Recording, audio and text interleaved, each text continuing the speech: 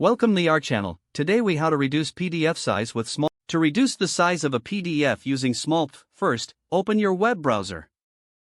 In the search bar, type Smallpdf and press enter. Click on the first link to navigate to the Smallpdf website. Once the page loads, look for the Compress PDF option on the home page. Click on Compress PDF to proceed to the compression tool. On the compression page, you will see an option to upload your PDF file. You can either drag and drop your file into the designated area or click the Choose File button. Select the PDF file you want to reduce in size from your device. After uploading, Smallpdf will automatically start the compression process. Wait a few moments as the tool works on reducing your PDF size. Once the compression is complete, you will see a download button. Click the download button to save the compressed PDF to your device. If needed, you can choose to download the file to cloud storage options like Dropbox or Google Drive.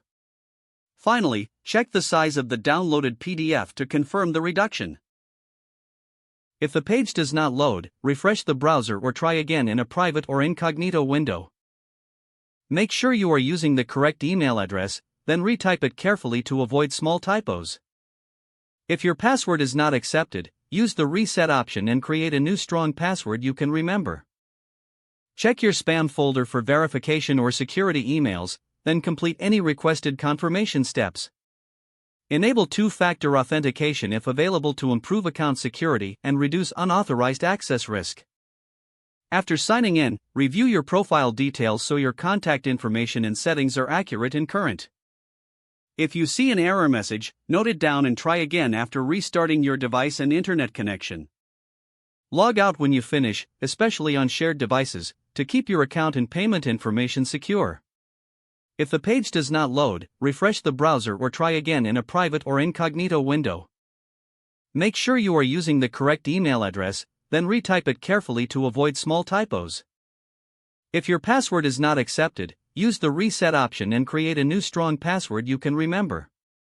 Check your spam folder for verification or security emails, then complete any requested confirmation steps. Enable two-factor authentication if available to improve account security and reduce unauthorized access risk. After signing in, review your profile details so your contact information and settings are accurate and current. Don't forget to like this video and subscribe to our channel for more step-by-step tech guides.